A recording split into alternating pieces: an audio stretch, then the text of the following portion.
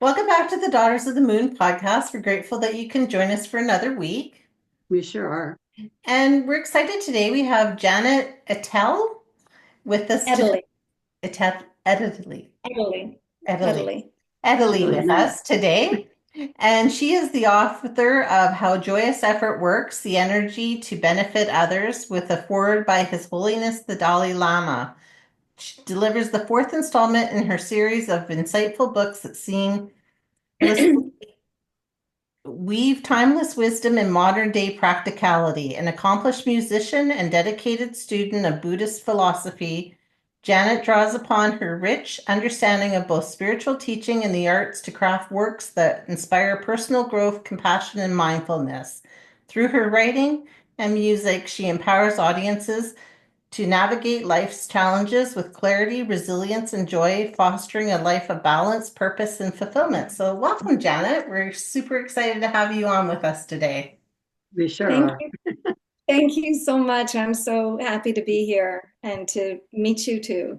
Thank you. So, can you tell us a little bit about your book and about how you got on this journey of writing and teaching this philosophy?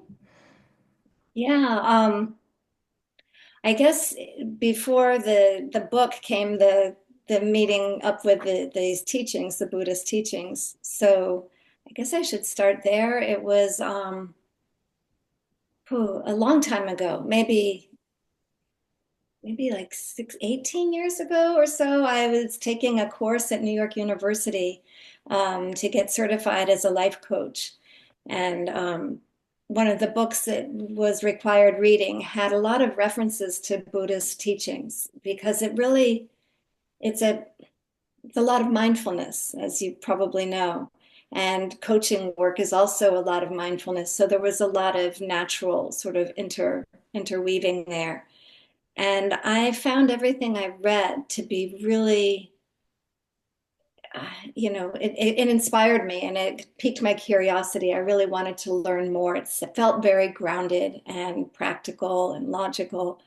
So I started going. At that time, we had a Borders bookstore not far from where I lived, and they had a pretty nice selection of spiritual books and particular Eastern religions. So I started going up there on weekends and browsing through their racks, and I would always come home with another book and I'd read it and underline, turn down the pages. I just really was so intrigued. But everything I read said that if you really want to bring these teachings into your life, you need to find a teacher. And I'm in a somewhat rural, it's like a suburb of a suburb town in Connecticut. And there's not like Buddhist temples around here. You wouldn't expect to find that at least. And I went online thinking I'm maybe an hour and a half out of New York City. And I thought, well, I'll just have to catch the train and go into New York. And I went online to see if I could find, I don't know how to find a teacher, but it would seem like the logical first step was get online. And I found out that really 5 miles from my house, 5 miles, just a short drive from my house, was the Tibetan Buddhist Center for Universal Peace, Wow. which was like, and I'm sure I had driven past it several times. It doesn't look like a temple. It looks like an old farmhouse sort of house. In fact, the whole property was deeded by Morris Pate, who was the founder of UNICEF. It was deeded for the purposes of world peace. So this is Wow. how these the Tibetan monks came to establish this center there. And they're amazing. They just really are the embodiment of joy and peace and calm and wisdom and joyfulness. They're, and on top of that, they're really good teachers. And so I, again, got more and more involved. And about 2 years later, I was attending a class there and got to talking to one of the other students who I had not met before. He had come in from New Jersey, and it was during one of the breaks we were talking about how practical these teachings are and how we wished that we could bring it in a more ordinary way to this Western culture, because there seems to be such a need for for peace, for learning, dealing with the stresses and anxieties and the pace that we live at. And there's just so much in this culture. You can feel it, I'm sure, as you too, Oh, I know, yeah. very intuitive. Mhm. So I had been writing, when I had gotten the certification for coaching, I had started to write newsletters to try to promote that. And I would bring like everyday challenges, some kind of coaching approach, and always some, without overtly doing it, some of what I was learning in through the Tibetan teachings was really enhancing what I had to deliver. And so I shared with this man that, yeah, I've been trying this. Well, then it turns out he has had a 35-year career, something like that, in publishing. And Wow. he he had begun his own, like a side gig, like his own small independent publishing company. And he said that he had had this idea for several years that had been sort of incubating. He hadn't done anything about it yet, but he wanted to find a writer to write a series of books based on a particular Buddhist teaching. And he said, "Why don't you send me some samples of what you've been writing?" So I did. And then nothing ever moves fast in publishing, but at some point I heard back from him, and he said, I guess my writing seemed okay. And we talked more about what he had in mind. It was to be a series based on the teachings by Master Shantideva, who was an 8th century Buddhist monk and scholar. And the teaching he delivered was, in English, it's the Guide to the Bodhisattva's Way of Life. And what that boils down to is the 6 perfections of generosity, moral and ethical discipline, patience, uh, joyful effort, I should not, joyous effort, concentration, and wisdom. So that's how this happened. He said, "Why don't you write the first 10 pages, see how it goes?" And I had never written fiction.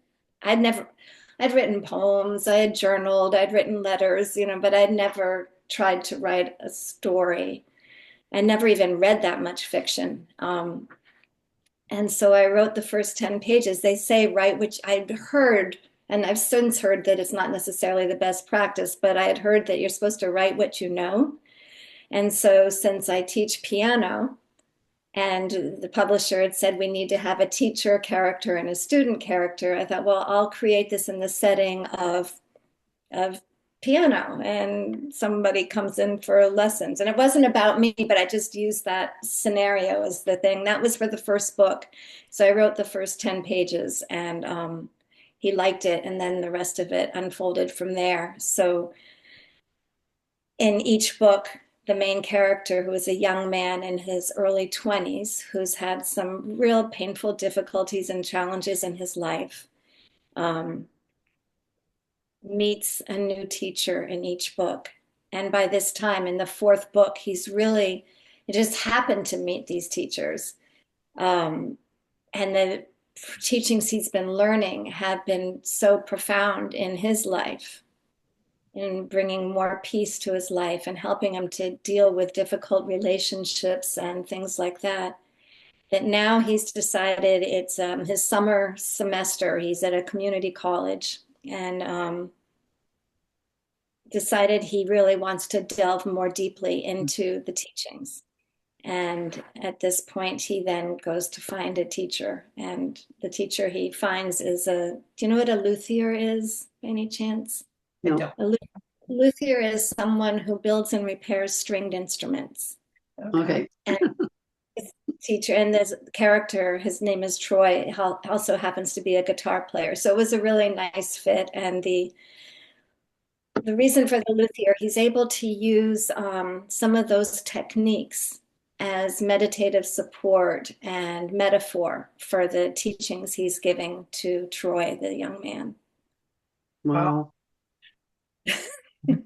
That's amazing. I think that's so nice because I think that's the thing is we're in such a hurry today in this modern world that it's nice when we can break things down where we can recognize, that he's looking for these teachings and how they're just kind of happening more organically for him to be learning the lessons as opposed to, going into a monk, a Buddhist place and learning them or that kind of thing. So I think it's really great how you portrayed that through your books for people to resonate with on a everyday level. Thank you. Actually, that is one of the goals is that people aren't, most Westerners aren't going to be, waking up Sunday morning saying, let me go to that Buddhist temple. I mean, that's just not, I mean, there are certainly people that do, but there are the people who might not, but who would benefit from this. This is hopefully an accessible, relatable way to just be exposed to them and then do with it what they wish. It's really interesting too, because it was like you were meant to do this, like finding a temple to go to 5 miles away from where you are. Like how, like that doesn't happen because it just is, right? And to have that happen for you and how it's expanded you since then is a really good story too, because you've allowed that to carry you through and allowed it to, even open you up even more, writing your books and expressing yourself. So congratulations on that. That's beautiful. Thank you. I feel like what you're saying is exactly how this is. It's just very unplanned. I didn't have this vision board where, oh, I'm going to do this. You hear people. I just sort of rolled along with life, you know. But perhaps there's that openness that I maybe, as I'm sure you two can relate to this, I've always been a bit of a seeker. And so probably attuned to this sort of thing and receptive. Yeah. Yeah. And they do say when you're open and ready, the teacher will appear. So, or the experience that we need. And I think it's great with the patience one because I feel like so much of the world could use that particular lesson because we're all in such a rush and we're in such a hurry and you know, it's hard to take 5 minutes to talk to somebody without, already thinking about the chatter in your head of, oh, I need to do this. What am I going to cook for supper? And so to come back into some of these really wonderful and just being a good human being principles, I think is really important. Yes. It's interesting. And patience is, of course, the way we often think about, like you described, just being able to be patient and let things happen. But it's also in this teaching is sometimes translated as forbearance, which is like being able to be in a situation, maybe somebody's being annoying or aggressive or something, and having that capacity to recognize their suffering. And through recognizing their suffering, being able to open up that space of compassion in your heart that allows then for like some wisdom to come into the situation and resolve it in a perhaps better way, or more peaceful way. Yeah.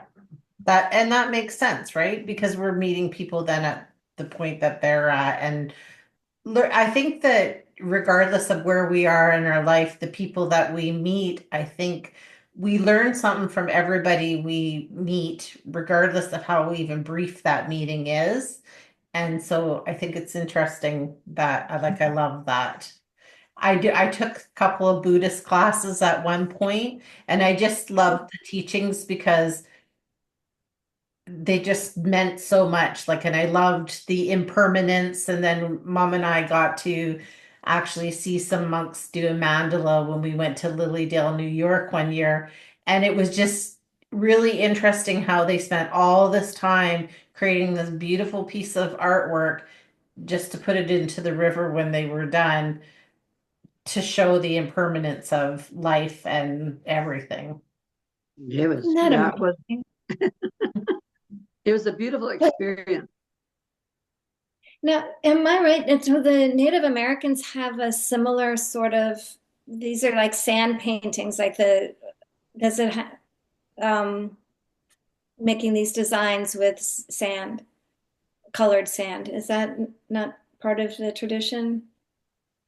It depends on what tribe, what band, sort of thing. Each one does their own little thing. Some do beads, and they make beautiful beadwork. Some do paintings, so it depends on where the tribe is and what they're doing. But yeah, they do beautiful stuff. They really do. So thanks for Yeah. saying that. Yeah. Well, I always feel like there's it's so fascinating how so many different cultures have a common theme, but it's Yes, just represented in different ways. And I don't know if you've ever heard Joseph Campbell. Have you heard of him? Joseph I Campbell, he did heard the name. back in I think it was in the 80s. You probably weren't born yet, Kim. I don't know. I was. Oh, you I was were? like a teenager. Okay. You probably weren't watching these kind of shows. Your mom might have seen it. It was a PBS special um, with who was the guy? Bill Moyers, something like that. He did a series of interviews with Joseph Campbell, who was like absolutely brilliant. And the name of this series was The Power of Myth. And he looked at all these different cultures, ancient cultures and different parts of the world that didn't possibly have the ability to connect with each other in a concrete sort of way, who had these, spiritual, we'll call them, he was calling them myths, but spiritual traditions and art representations that even though they showed up differently, they were metaphors for very similar stories or similar teachings. It's amazing. we have found that when we were years ago, we found that too, where all the religions are connected too. They don't want to think that they are, but they are, you know, and there's always something about each one of them that they all do the same, right? And it's three Yeah. times of this and three times of that. And it's interesting because it connects them. It shows that we've been connected all along, right? It And is it really, if you know what I mean. So I I, see exactly what you're trying to say with that. yeah, yeah. And it's a beautiful thing when people can recognize that and have this common respect, Yes. appreciation for that sort of intention of peace and compassion and taking care of one another, taking care of the earth, honoring these things. The Dalai Lama has said that he encourages people to stay with their own traditions. He's not out to convert people to be Buddhists. He said he feels it's important that people stay with their traditions, and if there's anything in these teachings that is helpful, then use them. Mm-hmm. But traditions are there for a reason, I believe. Yes, I think so too. And I think, you know, that's a wonderful thing for him to say because I think that's the problem sometimes when people think about religions, it feels like sometimes, we're trying to be forced into a religion of whichever. And I know when my kids were young, we did end up baptizing them because it was important to my husband's mom at the time, but I didn't want to because I said, if I had been a devout in any kind of organized religion, I feel like I would have had a different um, perspective out of it, right? But I felt like because I wasn't really devout in anything, I was more spiritual than I was into one church or the other. I didn't really feel like I could give the boys the proper raising in that religion that they deserved being baptized into it. So I felt like I would just like them to make their choice up of where they wanted to head in life. But either way, they were baptized, but they were not really raised, because I did just open it up to them and say, I really would love if you could find a higher power than you, that when you are in time of need or searching or something, that there's something that you can call on. But other than that, I think a lot of it has to be your journey of to find out what you want to do and what your faith is. Yeah. Do you feel that even though you didn't have like a particular religion and you didn't sit down deliberately to teach them in an organized way, that they just absorbed a lot of how you lived and just absorbed it kind of organically? I do. And we had the Bible in the house, and we had been to church a few times, and done different things. But yes, I think they really did. And now it's very interesting to see them as adults now, is like, one lives in the mountains, and that's kind of how he does his thing, right? He's out in nature, and that's just the way that he does it. And then my younger one, he's on his own path as well, where it's more about believing but not being encompassed by any real organized religion either. So, and I think my Which mom had a good impact on them as well, right? Because she was always around too, and teaching them about some different things that I didn't know or that I was learning with them. So I think it's just a beautiful way to go. right. It worked for us. But and you learned from your mom, which is probably just the way it goes. And I have to ask, which son of the two that you just talked about did the design that's sitting behind you on your? That'd be my older one that lives in the mountains. He has his hands into a little bit of everything. And he really is trying to find out what he really wants to do yet in his life. And it's great to watch that, because they're not conformed to anything. They're still wide open to all the things that are there they can learn, and they're grabbing a hold of it and they're pulling it close to them. And that in itself is great to see, because they're not limiting themselves. You know what I mean? Yeah, it's like what you were saying earlier about being open, right? Yeah. When you're open, there's so many, I want to say miracles, but I mean just so many gifts that you can receive if you're open. Yes. Yeah. Yeah. I believe that too. I think, and they're searching, those boys are really trying to live their joy, their life, their essence to be in this world, right? So I don't know that there's anything better than that, as far as a connection goes, because I know, watching them do that kind of thing, they do have a connection. So they, Yeah. they have their beliefs, whatever they may be. So it's, yeah, it's, As, as a mom, that's a pretty wonderful thing to know, because you feel like, okay, they're, of course we hope we're here to see them through, but it's like, that they kind of have launched, and in a good way, with some strength and stuff behind Yeah. them. yeah, yeah. And I think living joyful is such a nice thing, because I think so much of the time I don't know, it feels right now that people are just rushing through life and not really taking into concept of how quick time goes. And, when we're doing some of these things that we're doing, I mean, we all need to rest and relax, have fun, but I think so much of it, we just waste our time. And I'm really grappling with that right now. So I don't know if you know something that you could speak on about that.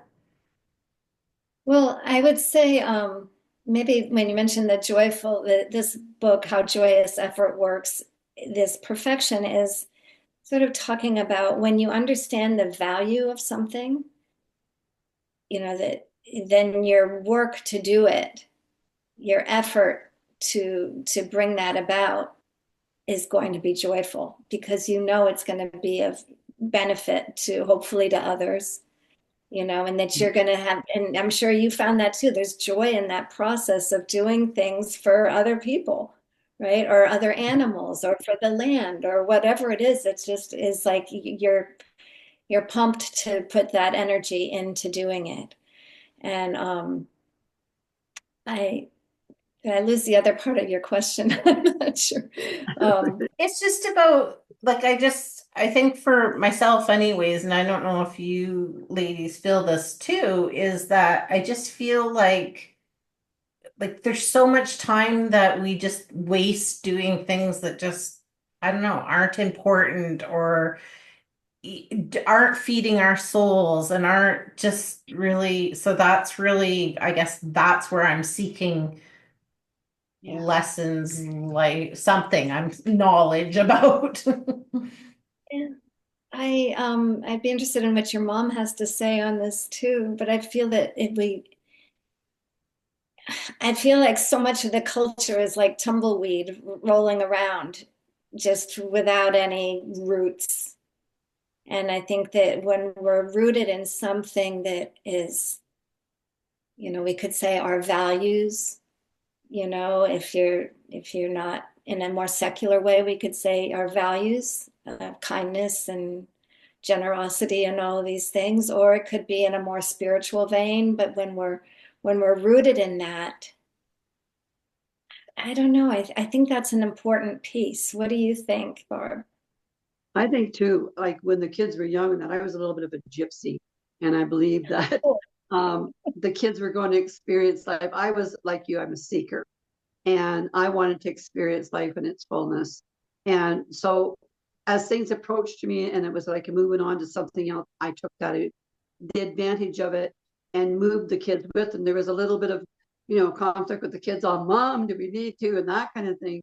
But then, as time went on, we moved up into the mountains, and we really started to learn what bliss really is, because Um, we become away from the hustle and bustle of big cities and things like that, even though the places where we were from wasn't that big, but it was big enough. And then we moved into the mountains where we could experience the breadth of everything around us. And there's nothing like the mountains for showing you anything's possible. Like, look at these guys up here, right? And so that, I think, too, broadened us, because it allowed us to go in some more, because we weren't stuck in the hustle and bustle of things around us, and to help us to encompass everything and breathe it in, like animals and things like that, where you don't take so much of it in when you're in the city life. When you're in the country life, because that's where you are, you get the reasons to experience it. And I wanted the kids to experience it. And as Kimmy came along, she brought her kids in, they experienced it too. Because Mom was still moving on to different things. But yeah. that was my way of just saying, I want to know, and I want to learn, and I want to learn through the experience of touch. I don't want to Wow. be just be experiencing it because someone's told me. I want to breathe Right. it. I want to feel it. I want to incorporate myself into that scenario and really know what it's like. So, and here we are still in the West. Amazing. What a great mom you have, Kim. What a great childhood that must have been too. How many children do you have? I have two children. My son's actually a bodybuilder, and he's in competition or going back into competition. It's something, and he has embarked on to fulfill his needs in a very different way, very neat experience as well. I went down to his last show and got to experience everything he lives in the moment, and breathes, sort of thing. It's really amazing, really. And so he too has incorporated what he wants in his life that suits him the best. It's beautiful. It's amazing. Yeah. It takes a lot of courage to do what you did, though, Thank to you. just up and go on such an amazing adventure and bring your children with you to participate. I think part of it, I was a single mom, and I didn't have anybody trying to hold me back on that part. And And I was, yeah, I'm a seeker. I wanted to learn things and do things, and I still do the same thing. I can't get enough, can't feed myself enough information, to move on. Who knows what'll Yeah. happen next? I love it. I love it. What mountains were you in? What, The where were Rocky they? Mountains. Yeah, we're in the Rocky Yeah, Mountains. British Columbia. Really, Yeah, yeah. So yeah, yeah, they're beautiful. So, Not bad. I've never seen them. how would you say then if a person is looking for some of this joyous effort, how would you say what's a good start for them as far as the teachings go? Oh, in the Buddhist teachings. Hmm. Um, yeah, I would say, well, we want to listen to teachings because we talk about the three kinds of wisdom, or the three stages of wisdom. And first you want to listen to or read the teachings and become familiar. The second step of wisdom is what they call reflection, where you spend time really thinking about what was presented in that teaching and making sure it makes sense, making sure it seems valid. It's not a blind faith thing. It's something you really want to evaluate carefully. And then the third stage is of meditation. And in meditation, there are different kinds of meditation. There's that calm abiding meditation that most people are familiar with, where you're maybe just following your breath and trying to keep your mind quiet and focused on your breath. There's also analytical meditation, where you take something like a concept, something like impermanence, for instance, and you really single pointedly as best you can focus on that and look at it in all its ways that you can see it active in life, and begin to understand its significance, because when we understand impermanence, we're not going to be so inclined to grasp onto another person or another. We can be devoted to people, but we're not going to be clingy attached to them, nice. right? And or to objects, or things you have to have. So that sort of meditation is what we meditation is a way of familiarizing your mind to something. So I would say that I would recommend that someone spend some time exposing themselves to these teachings, in whatever way is comfortable for them. Spend some time reflecting in them and testing them out. Do they hold water? And the meditation part of familiarizing your mind to something, then when a situation comes up, you will have sort of done like a rehearsal through this practice in advance, and you'll be more inclined to be able to put it into practice. You hear people talk about don't leave it on the cushion, right? When we just kind of go, that was an interesting talk, and then you go off in your life like doing the same thing. So I think when you start to put these things into practice and you start to feel that benefit, that's the joyous effort. Is then your motivation is going to be more to continue. um there's a, what is it, it's like the wind it's like the joyous effort is like the wind in your sails or something like that, that just kind of powers you forward. Yeah, Does beautiful, that answer the question? Yeah, yeah, it does. And I beautiful. can see that. And I love that analytical meditation because it's really, to me, I'm thinking like I would love that because you're taking that thought and you're just sort of like opening it up like a flower and just looking in there at all the different petals and all the just, and then that's how you're meditating because you're so lost in that thought about this good teaching of, yeah, I love that. You got it. Going And to try that. when, Like, once go you've ahead. done that, oh, sorry. Once you've done that, then you sort of try to hold your mind on that space where you've seen what you described. Like that was a beautiful metaphor, what you just came up with, and you hold that as still as you can in your mind and just stay with it. And that becomes like the single pointed focus that is very powerful. There's a lot of mind training in the Buddhist teachings, which is, where everything begins, right? Yes. Yes. Yes. Beautiful. Sorry, Barb, what were you going to say? It just reminded me when you were saying it, like she was talking about the flower opening up and whatnot. And it reminds me of the kids when we were in the mountains and we went down to watch the salmons spring it was spawning. And we were looking at the water. And it was like a time of meditation for all of us because we were standing there listening to the water, watching the water ripple, waiting for the fish to come up, right? They're swimming upstream.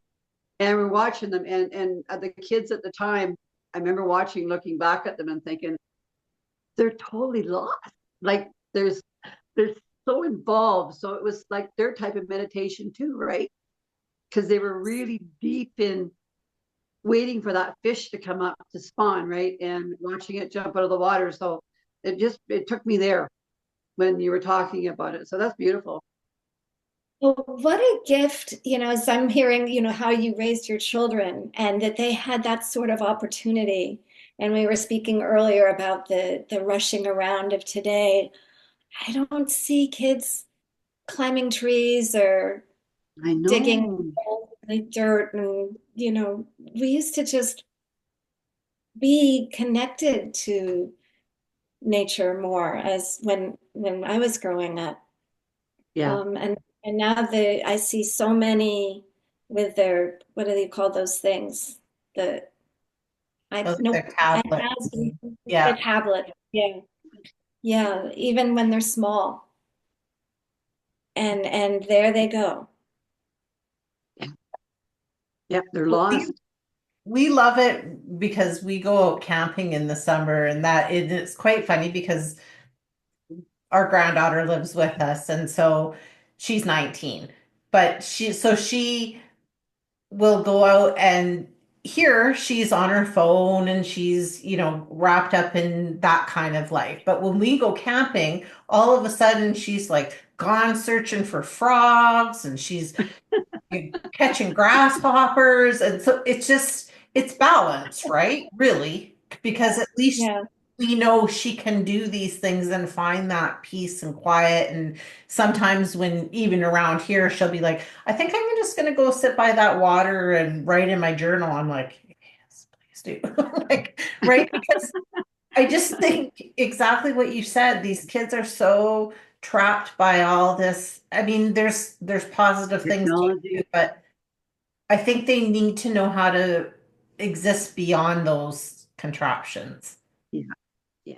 And I'm sure that's an exaggeration on my part. I'm sure they do other things, but I just see the kids, they're being so scheduled, and everything that they do is done, with technology because it's efficient and it's amazing, it's not all bad. But it's just, I just long for them to have more of what we were just talking about, that connection with, yeah. But Live here in experience. Connecticut, we've got Lyme disease, so nobody wants, these ticks are everywhere, and Lyme disease is pretty debilitating, so that's a deterrent for a lot of people. Yes. Um, Yeah, it's unfortunate because I mean we do still have to be careful when we're doing all of those kind of things, but it's just nice for them to get out and just have something that, like you said, is not scheduled. It's just, go play, go have fun, just bring back the laughter, bring back those kind of things, right? I think that's just so important, but yeah. get off my soapbox now. Well, I could get right on it with you. But No. so can you tell everybody where they can find you?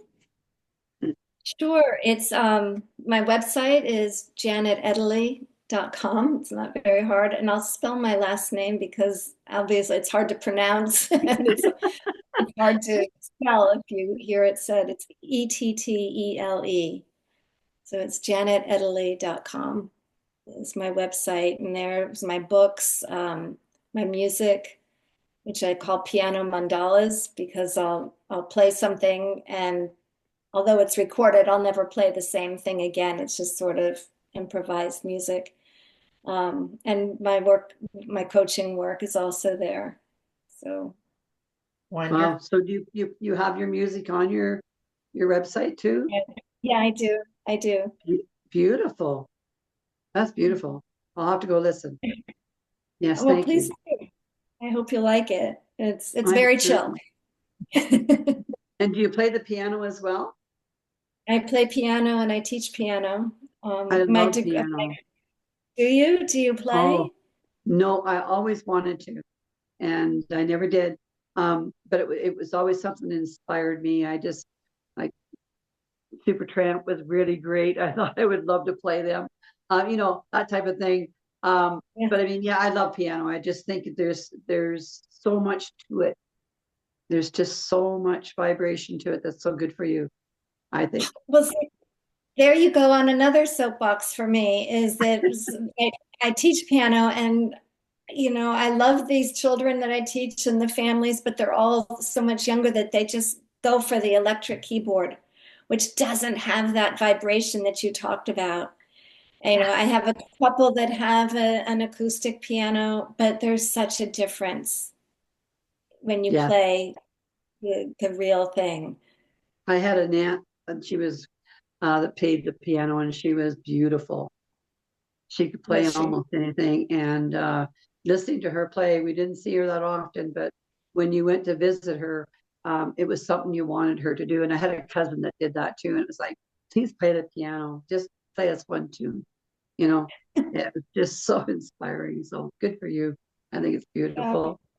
Yeah, and I thank love you. that you do it like a mandala where it's Me just too. improvised and it's just beautiful sound coming out that you're clearly channeling down through source or whatever it is that you're channeling from. And I think that that is just such a beautiful gift Yep. to the world. Thank you. I Thank you so much. Yeah, I always wonder, what is that for people when we create things? So there's this where does that come from? Um, but it does just come. Yes, absolutely. And if you had a final thought to leave with everybody, what would it be?